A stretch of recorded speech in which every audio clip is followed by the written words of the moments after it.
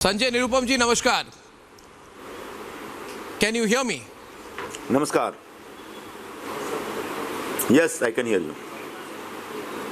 Sanjay Nirupam ji, people still cannot believe, लोगों को अभी भी विश्वास नहीं हो रहा है कि आपने कांग्रेस पार्टी छोड़ी है। लास्ट मिनट तक it was seen to be a threat, it was seen to be a misunderstanding. What has brought it to this situation?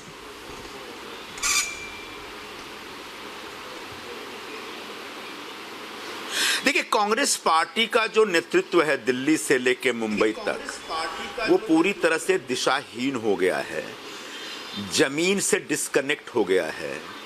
जो उनके पास अच्छे, योग्य, मेरिटोरियस और प्रतिभाशाली, मेहनती, संघर्षशील नेतृत्व है राज्यों में अलग अलग जगहों पे, उसकी बहुत पूछ या मान सम्मान या इज्जत अब नहीं रह गई है। उनकी बातों की कोई सुनवाई नहीं रह गई। उनके बारे में कोई आगे क्या फ्यूचर प्लान हो सकता है, उनके लिए कोई पॉलिटिकल स्पेस हो सकता है, नहीं हो सकता, इस बारे में कोई चिंता करने वाला नहीं है। इसलिए धीरे धीरे मैं ही नहीं, बहुत सारे लोग कांग्रेस पार्टी से कन्नी कटाने लगे हैं। कांग्रेस पार्टी कुछ लोगों को, जैसे मेरे जैसे लोगों को निकाल भी रही है, कुछ लोग कांग्रेस पार्टी से खुद निकल भी रहे हैं। लेकिन आने वाले दिनों में ऐसा रह जाएगा कि 2, 4, 5 लोग ही कांग्रेस पार्टी में रह जाएंगे और बाकी सब धीरे धीरे निकल जाएंगे, क्योंकि कांग्रेस पार्टी का अब बहुत ज्यादा उज्जवल भविष्य दिखता नहीं है और कांग्रेस पार्टी में रहने वाले लोगों का भी इसी वजह से अब कोई भविष्य दिख रहा है या होने वाला है ऐसा लगता नहीं है। और सबसे अहंकारी कौन है इनमें से? सबसे अहंकारी कौन है? सबसे अहंकारी नेता कौन है या नेतागण कौन है? सब हैं, वैसे ही है सबके सब, जो जिनका कोई अपना बेस नहीं है, कोई जनाधार नहीं है, जो एक आर्म चेयर पॉलिटिशियन वाली भूमिका में हैं, जो लोग बेसिकली एक बंद कमरे में सिर्फ एक आइडियोलॉजिकल और पायचारिक बात करते रहते हैं, जिनका चुनाव लड़ने और जीतने का ट्रैक रिकॉर्ड बहुत बुरा है। लोग पलट के मेरे बारे में भी बोलेंगे कि भाई ये भी 2 चुनाव हारे, तो मैं भी पलट के पूछता हूँ कि आप कौन से जीत गए? तो एक सभी हारे हुए लोग हैं। और चुनाव हारने का मतलब ये नहीं होता कि आपकी मानसिकता हार जाए, आप हारी हुई मानसिकता से नहीं जी सकते। लेकिन दुर्भाग्यपूर्ण बात यह है कि पूरे नेतृत्व की मानसिकता हारी हुई है और पूरा नेतृत्व इस समय बहुत डरा हुआ, घबराया हुआ और उत्साह विहीन है। और जो एक ऊर्जा होनी चाहिए, जोश होनी चाहिए, वो नहीं। क्यों नहीं है सब? क्योंकि आज देश पूरा बदल गया है। आपने कांग्रेस पार्टी के अंदर 5 लॉबीज की बात कही। आपने कहा lobby number 1 Sonia Gandhi, lobby number 2 Rahul Gandhi, lobby number 3 Priyanka Vadra, lobby number 4 Mallikarjun खड़गे कांग्रेस के प्रेसिडेंट, और लॉबी नंबर 5 केसी वेणुगोपाल। ये केसी वेणुगोपाल किस तरह की लॉबी है? ये कौन है? इतने इंपॉर्टेंट कब से बने कांग्रेस पार्टी में? तो आपने जब उनका ही नाम लेके पूछा तो एक किस्सा बताऊं? टाइम है आपके पास? हाँ बताइए ना। जी समय बहुत है। ये बहुत बड़ा आरोप भी हो सकता है। क्या हुआ कि लंबे समय तक मुझे घर पर बैठाए रहने के बाद कांग्रेस पार्टी को याद आया कि भाई संजय निरुपम नाम का भी एक हमारे पास नेता है जो मुंबई में, उसको कुछ काम देना चाहिए। तब उन्होंने संगठनात्मक चुनावों के लिए मुझे राजस्थान का प्रभारी बनाया, जिसको हम लोग कांग्रेस के लैंग्वेज में पीआरओ बोलते हैं। तो मैं पीआरओ बन गया और मैं बड़े जोश और उत्साह के साथ राजस्थान में काम करने लगा। वहाँ ऑलरेडी आप जानते हैं गहलोत जी का कैंप और एक सचिन पायलट का कैंप, उनके बीच बड़ी खींचतान थी। लेकिन बहुत मैंने एक स्मूथली वो इलेक्शन कराया और सबको सबका हक दिया, सबको उनका जो पॉलिटिकल स्पेस चाहिए पार्टी में सबको करके दिया और एकदम से स्मूथली काम चल रहा था। तब तक अचानक किन्हीं सज्जन का फ़ोन आता है मेरे पास एक दिन, और वो दिन भी मुझे याद है क्योंकि उस दिन मुझे कोर्ट में अपीयर होना था एक केस के सिलसिले में। वो मैं गिरगांव कोर्ट में गया था उस दिन। तो जब मैं गाड़ी में था तभी उनका फ़ोन आता है कि mister Nirupam, your work as a PRO is done. मैंने कहा नहीं बस ऑलमोस्ट हो गया, लेकिन 1 हफ्ते 10 दिन का काम और है, क्योंकि जितने पीसीसी डेलीगेट्स हैं उनकी एक ज्वाइंट मीटिंग करनी पड़ेगी और उसके बाद एक हम फैसला करने जा रहे हैं कि एक रेजोल्यूशन पास करके, ये एक प्रक्रिया है कांग्रेस के अंदर। तो मैंने नहीं, आज के आज आप रिजाइन कर दीजिए। तो मैंने कहा ऐसा क्यों कर रहे हैं आप? मैंने आज के आज आप रिजाइन कर दीजिए, we are giving you Haryana. तो मतलब हरियाणा गिविंग यू मतलब मुझे हरियाणा मेरे को प्लेट में नहीं दे रहे, मुझे हरियाणा का प्रभारी बनाने जा रहे हैं। तो आज के आज रिजाइन कर दो। मैं तब तक कोर्ट पहुंच गया था, मैं कोर्ट में गया, जज साहब के पास अपीयर हुआ, मैं अपना साइलेंट मोड में मोबाइल रख के बैठ गया था जज साहब के सामने, और आधे घंटे बाद फिर हुआ। तब तक देखा कि इनके कई मिस्ड कॉल पड़े हुए हैं। मैंने फ़ोन किया कि तुमने अभी तक किया नहीं रिजाइन। मैंने कहा बॉस मेरे कोर्ट में अपीयरेंस था, तो now I am going to write a letter to mister Mistry and I will do it and get it done.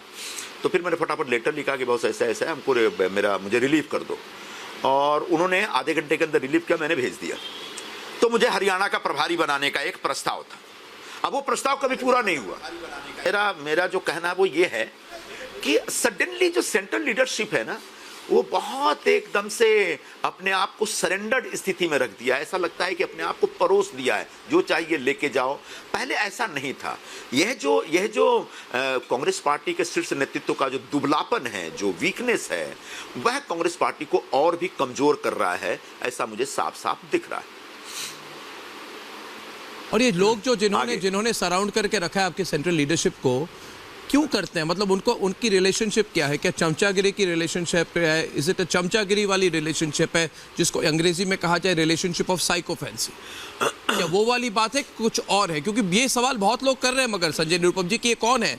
ये रूटलेस वंडर्स, अनइलेक्टेबल्स, जिन्होंने कभी कोई इलेक्शन लड़ा नहीं है, और कई लोगों के बारे में कहा जाता है कि वो म्यूनिसिपल इलेक्शन या अपने हाउसिंग सोसाइटी इलेक्शन भी नहीं लड़ पाएंगे, मगर वो कांग्रेस के शीर्ष नेतृत्व को अपने एक तरह से उन्होंने कब्जे में रखा हुआ है।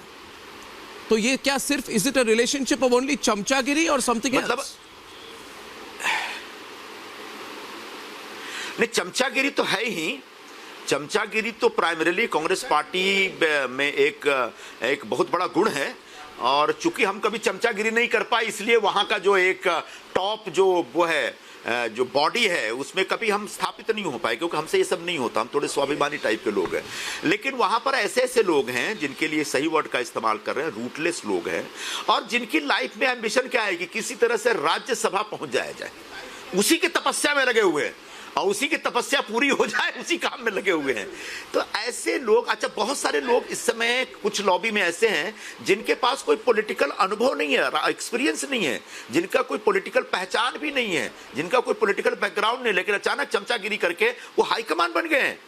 और ऐसे लोग आपको आदेश देते हैं, ऐसे लोग आपको निर्देश देते हैं, और ऐसे लोग जिनका कोई इलेक्टिव मेरिट नहीं है, जिनके पास कैसे लोग, किन लोग, केसी वेणुगोपाल को छोड़ के कौन है, कैसे लोग हैं ये कैसे लोग हैं जो आप कौन लोग हैं जो आप कह रहे हैं आप स्वाभिमानी व्यक्ति है, आपको अपना स्वाभिमान है क्योंकि आप इलेक्शन लड़ चुके हैं, मगर कौन है ये लोग? आप तो बोल सकते हैं ना खुलकर अभी। नहीं, ये सब इतने छोटे लोग हैं जो अचानक एक बड़ा लबादा ओढ़ करके बड़े बन गए हैं कि इनका नाम लेना मुझे लगता है कि मैं अपने आप को छोटा कर लूंगा, तो मुझसे नाम मत पूछिए। लेकिन कांग्रेस का एक एक कार्यकर्ता, मैं जो इशारा दे रहा हूं उसको समझ रहा है कि ये कौन से लोग हैं, और ये सब निकम्मे लोग हैं, सिर्फ बोल बच्चन है, बड़ी बड़ी बातें करने वाले लोग हैं, और ये इंटेलेक्चुअल बातें करके थोड़ी सी अंग्रेजी बोल बोल करके अपना एक राजनीतिक करियर को शेप कर रहे हैं। बाकी इनके पास इनका बैकग्राउंड, इनको दिल्ली रेलवे स्टेशन पे उतार दो तो इनको कोई पहचानेगा नहीं, इनको मुंबई के बीटी स्टेशन पे पहुंचा उतार दो तो कोई पहचान, उनको गांव में कोई नहीं पहचानेगा, उनको दिल्ली में कोई नहीं पहचानेगा। ऐसे लोग आजकल हाईकमान बन गए हैं, ये बहुत ही दुर्भाग्यपूर्ण बात है। कुछ लोग ऐसे हैं जो आउटडेटेड हो चुके हैं, जो पूरी तरह से वैचारिक तौर पर जिनका कोई कनेक्ट नहीं रह गया है। एक आपने स्वाभिमान के बारे में बात की, एक किस्सा हिमंता बिस्वा शर्मा का था, जिसमें कहा गया था कि एक कुत्ते को जिस प्लेट में बिस्किट दिए जा रहे थे वही प्लेट उनको भी ऑफर किया गया था। ऐसी कुछ बात आपने कही अपने प्रेस कॉन्फ्रेंस में। यू स्पेसिफिकली आपने कहा, और आपको मैं कोट कर रहा हूं, कि इस तरह की बातें करते हैं, इस तरह की भाषा का इस्तेमाल करते हैं जो मैं आपके सामने प्रस्तुत नहीं कर सकता। आपने कहा कि आपके साथ the kind of language which has been used is the language you cannot speak in the open about. What was said to you? आपको क्या कहा गया था? आप रिपीट मत कीजिए वर्ड्स को, मगर क्या हुआ था? आपको जो इंसल्टिंग वाली फीलिंग हुई वो क्यों हुई? अब मुझे नहीं लगता ये क्या थी? इसके बारे में जितना कह सके आप बताइए। नहीं, मुझे नहीं लगता कि जिन शब्दों का इस्तेमाल मैं सुबह नहीं करना चाह रहा था उन शब्दों का इस्तेमाल अभी शाम को करूंगा, तो वो जाने दो। लेकिन ये दुर्भाग्यपूर्ण बात है कि अलग अलग लॉबी में ऐसे ऐसे लोग हैं जो ऐसी भाषा का इस्तेमाल करते हैं और ऐसा व्यवहार करते हैं, ऐसा आचरण पेश करते हैं जो बहुत डिस्गस्टिंग होता है। और मुझे लगता है कि इससे ऐसे लोगों के भरोसे पार्टी को नहीं छोड़ देना चाहिए, वरना जो ये ग्रैंड ओल्ड पार्टी है सिर्फ ये ग्रैंड ओल्ड पार्टी ही रह जाएगी, इसका आने वाले दिनों में कोई भविष्य नहीं रह जाएगा। आज के दो बड़े हेडलाइन है कांग्रेस पार्टी को लेकर। पहला है कि संजय निरुपम का इस्तीफा या फिर संजय निरुपम का एक्सपेल किया जाना, जैसे ही आप इस खबर को देखें। और दूसरी खबर है कि थोड़ी देर पहले जो खबर आई है कि रॉबर्ट वाड्रा ने कहा है कि इस पार्टी को मेरी जरूरत है, जहां मैं जाता हूं। रॉबर्ट वाड्रा ने इंटरव्यू दिए है, हर चैनल को इंटरव्यू देने हैं कि जहां मैं जाता हूं देश की जनता कह रही है हमें रॉबर्ट वाड्रा चाहिए, और लोग कह रहे हैं रॉबर्ट वाड्रा जी आपने इतनी देर क्यों कर दी। ये उनके शब्द है, मेरे नहीं। Why have you waited so long? आप जहां से लड़े, अमेठी से, मुरादाबाद से, आप रिकॉर्ड वोट से जीतेंगे। तो ये दोनों चीजों को एक तरह से सिंबॉलिकली देखा गया है कि the exit of Sanjay Nirupam and the entry of Robert Vadra. आप कैसे देखते हैं इनको? क्या आपको लगता है रॉबर्ट वाड्रा दिशा दे पाएंगे कांग्रेस पार्टी को?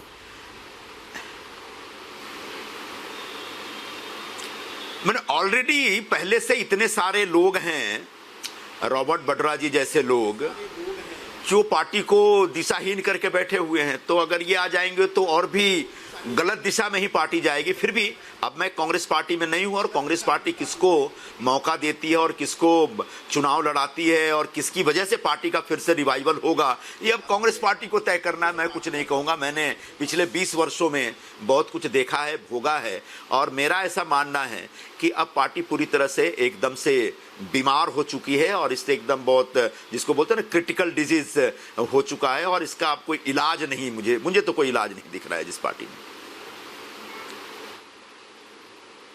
आप ये 5 कैंप के बारे में कहा आपने, Sonia Gandhi camp, Rahul Gandhi camp, Priyanka Vadra camp, ये अलग अलग कैंप क्यों है? ये अलग अलग खेमे हैं क्या? क्या सबकी अपनी अपनी ग्रुप है, अपने अपने लीडर्स है, अपने अपनी कोटरी है? How does this work? मैं यही तो कह रहा हूं कि बाहर से दिखने में लगता है कि सब लोग एक हैं, लेकिन सच्चाई ये है कि सबकी अपनी अपनी कोटरी है, सबका अपना अपना एक कॉकस है, सबकी अपनी अपनी लॉबी है, और इनके अंदर एक ऐसा भी नहीं कि सब अपने अपने काम में लगे, सब एक दूसरे को काटने में लगे हैं, एक दूसरे से लड़ने में लगे हुए हैं। और उस चक्कर में कई बार जो एक चुपचाप काम करने वाले लोग हैं, जिनका काम से मतलब है, बाकी किसी ग्रुपबाजी से मतलब नहीं है, ऐसे लोग कई बार शिकार हो जाते हैं। और ऐसे लोग इस वजह से बहुत लोगों में इस विषय को लेकर के एक बड़ा असंतोष है, नाराजगी है, उनके अंदर एक तरह का फ्रस्ट्रेशन है, कुंठा है, और इस कुंठा को पहचानने की जो समझ होनी चाहिए वह नेतृत्व में नहीं है। और यही वजह है कि कांग्रेस पार्टी लगातार जमीन पर सिकुड़ती चली जा रही है। आप कह रहे पावर स्ट्रगल है इनके बीच? हाँ, है ना, बिल्कुल है। वो सामने से दिखता नहीं है, लेकिन एक पावर स्ट्रगल चल रहा है और आगे भी चलेगा। आप देखते नहीं है कि अगर कोई कहीं पे किसी पार्टी से ज्वाइन करता है या कुछ है, कोई पॉलिटिकल अगर कोई मान लीजिए कोई कॉन्फ्लिक्ट हो और उसका रिजोल्यूशन होता है, तो फटाफट ट्वीट होता है कि फला ने एफर्ट किया तो ये रिजॉल्व हो गया। फिर पता चला फला ने किया तो दूसरे ने किया तो ये रिजॉल्व हो गया। तो ये एक तरह से एक दूसरे की पोजीशनिंग करवाने के लिए, अपनी अपनी पोजीशनिंग करवाने का एक एफर्ट चलता रहता है। वो क्या है? वो अपने आप में इंगित करता है कि एक प्रकार का पावर स्ट्रगल चल रहा है। हाँ, दिखाने के लिए एक दूसरे के साथ चलते हैं और चलना भी चाहिए, कोई दिक्कत नहीं है, लेकिन अंदर अंदर बहुत सारा रॉट है अंदर। हाँ, ये बात है। उत्तर प्रदेश में जब राहुल गांधी अपने बस यात्रा को लेकर आए तब अखिलेश डिड नॉट जॉइन, उसके बाद अलायंस भी नहीं हुई थी। फिर खबर लीक की गई कि प्रियंका वाड्रा ने अखिलेश से बात की है, प्रियंका वाड्रा ने मामला को सुलझा दिया है, राहुल गांधी इंग्लैंड चले गए, प्रियंका वाड्रा ने सब कुछ सुलझा दिया। इसी तरह की खबर तो आ रही है। तो आप कह रहे there are 2 groups, there is a Priyanka Vadra group and there is a Rahul Gandhi group, and then there is a old timers group of Sonia Gandhi. और भी group who is more powerful? I'm Who is telling you, calling the there are shots? 5 groups. There are 5 groups, and they are working against each other. They are working against each other's, मतलब that- basically, and they are working to basically one-upmanship चल रहा है, जिसको बोलते हैं ना अंग्रेजी में one-upmanship चल रहा है आपस में सबका, और उसमें पार्टी का बड़ा नुकसान हो रहा है. पता नहीं लीडरशिप इसको रिकॉग्नाइज कर पा रहा है कि नहीं कर पा रहा है. अभी तक तो नहीं किया, जो मुझे दिख रहा है. कल मुझे अजीब लगा प्रेस कॉन्फ्रेंस जब हो रही थी when there was the talk कि नाना पटोले ने कहा we will take disciplinary action against Sanjay Nirupam, तो एक तरह से थोड़ा सा सन्नाटा था रिपोर्टर्स में कि disciplinary action against Sanjay Nirupam. Then one reporter asked a question कि will you give him a warning letter, बोलते हैं नहीं, वन शॉट एक्शन, कुछ ऐसा कहा था. नाना पटोले ने आपके बारे में कहा वन शॉट एक्शन किया जाएगा. तो clearly there are people within the Congress party who wanted you out. ये भी जो है, ये नहीं कि कोई वार्निंग थी, कोई सस्पेंशन था. ये भी जो इंटर जो लॉबीज की इंटर लॉबीज राइवलरी है ना, उसी का नतीजा है भाई. दरअसल मैंने कहा क्या, मैंने सिर्फ ये कहा कि शिवसेना के साथ कांग्रेस पार्टी जिस प्रकार से समझौता कर रही है, सीटों की शेयरिंग कर रही है, यह कांग्रेस पार्टी के हित के खिलाफ है. इससे मुंबई में कांग्रेस पार्टी हमेशा के लिए खत्म हो जाएगी, और कांग्रेस के कार्यकर्ताओं में इसको लेकर एक रोष है, नाराजगी है. यह कांग्रेस के हित में दिया हुआ एक बयान था. दूसरा बयान यह था कि भाई बगैर पूरे एमबीए के सभी पार्टनर्स को ऑन बोर्ड लिए और बगैर सबके साथ सहमति बनाए, शिवसेना ने एमबीए के कैंडिडेट के तौर पर एक खिचड़ी चोर को हमारे सामने पेश कर दिया, जो कि यहाँ के पूर्व सांसद के खिचड़ी चोर क्यों कहा? और उनके ऊपर आपने ये वर्ड खिचड़ी चोर या आपने क्यों कहा? आप जर्नलिस्ट रह चुके हैं, आपको पता है ये व्यंग नहीं है. ये आप पर आरोप है कि आपने डेलिबरेटली ये वर्ड 50 बार 100 बार दिन में 1000 बार यूज करके दूसरों को भड़काने की कोशिश की, एमवीए के साथ जो रिलेशनशिप थी वो खराब करने की कोशिश की. आपने खिचड़ी चोर क्यों कह रहे थे? कांग्रेस पार्टी के लोग कह रहे हैं कि संजय निरुपम को क्या जरूरत थी सब जगह जाके खिचड़ी चोर कहे. बड़ा अच्छा सवाल है, मैं इसका जवाब देता हूं आपको. क्या होता है, पहले खिचड़ी स्कैम है क्या?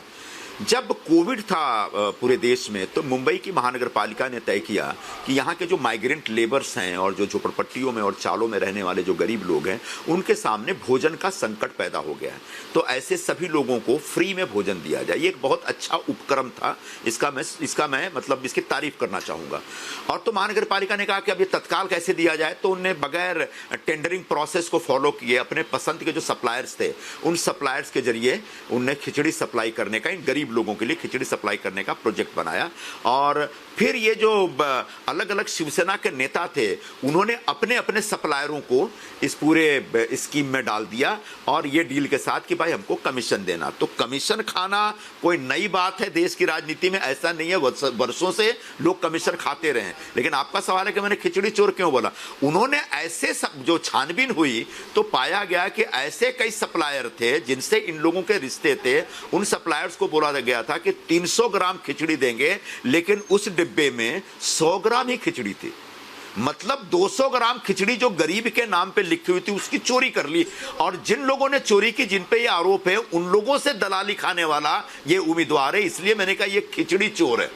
तो खिचड़ी की दलाली करना एक आरोप है, और खिचड़ी चोरी करना, गरीब के लिए मुफ्त का जो खाना था उसको चुरा लेना, 300 ग्राम के नाम पे सिर्फ 100 ग्राम खिचड़ी देना, 200 ग्राम खिचड़ी चुरा लेना, यह अपने आप में बहुत ही बड़ा अपराध है, अक्षम्य अपराध है. और इस अपराध के खिलाफ मैं अपनी आवाज बुलंद कर रहा था. और अगर कांग्रेस पार्टी या शिवसेना जो भ्रष्टाचार के मुद्दे पर हाई मोरल ग्राउंड्स लेती है और हमेशा भ्रष्टाचार के मुद्दे पे अपने आप को लोगों के सामने रखती है, तो उनको सोचना पड़ेगा कि ऐसे करप्ट, ऐसे स्कैमस्टर और ईडी के प्रोब के तहत जीने वाले खिचड़ी चोर को उम्मीदवार नहीं बनाया जाना चाहिए था. वरना वो कहे कि भ्रष्टाचार हमारे लिए मुद्दा नहीं है, मैं स्वीकार कर लूंगा, फिर आपने सही निर्णय लिया क्योंकि भ्रष्टाचार आपका मुद्दा नहीं है. तो आपने जो मैंने जो खिचड़ी चोर बोला उसके पीछे एक लॉजिक. ये इनकी एमवीए की अलायंस चलेगी क्या?